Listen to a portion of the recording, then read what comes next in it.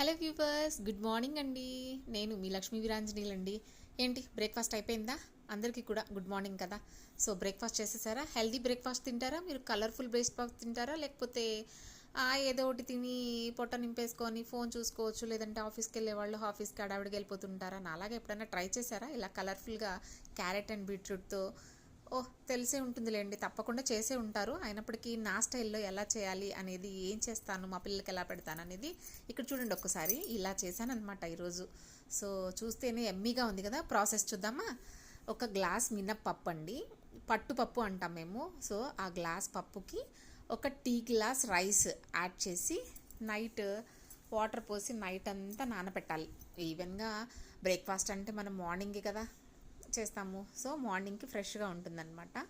So అట్లా నానబెట్టిన తర్వాత నెక్స్ట్ డే మార్నింగ్ పట్టు అంతా కూడా ఎలా తీయాలంటే, మరి మొత్తం తీసేయకుండా ఇక్కడ చూపిస్తున్న విధంగా పప్పుని అలా కొంచెం పట్టుంచి గ్రైండ్ చేసుకోవాలి. సో ఇక్కడ చూసారు కదండి, ఇడ్లీ పాత్ర, దాంట్లో నేను నిమ్మ చెక్క వేస్తున్నాను, ఎందుకంటే బ్లాక్గా అవ్వకుండా ఉండటానికి. అదొక టెక్నిక్ అనమాట. సో ఇక్కడ చూస్తే ఫైనల్గా ప్రిపేర్ అయిపోయిందండి. బీట్రూట్తో అండ్ క్యారెట్ అండ్ ఆవిరి కుడుము వేస్తున్నాను అనమాట. సో వైట్గా అనమాట. సో చిన్న మినీ ఇడ్లీస్ ఏమో మా పిల్లలకి ఆవిరి కుడుము అనాలి. సో వాళ్ళు పెద్దవి తినరండి, ఈ పెద్దవేమో మాకన్నమాట.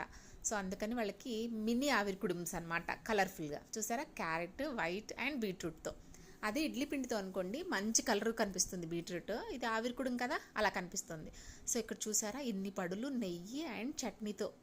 మీకు ఎలా ఇష్టం? పడులతో తింటారా లేకపోతే చట్నీతో తింటారా? నేనైతే పడులతోనే తింటానండి. మా పిల్లలు కూడా నెయ్యి వేసుకొని కారం పొడి వేసుకోవడం ఇష్టం అనమాట. చూపిస్తున్నాను కదా ఆ విధంగా. సో ఇంత కలర్ఫుల్గా ఇన్ని ఇంగ్రీడియంట్స్తోనే మీరు బ్రేక్ఫాస్ట్ చేస్తారా? చేస్తే నాకు కమెంట్ చేసేయచ్చు కదా.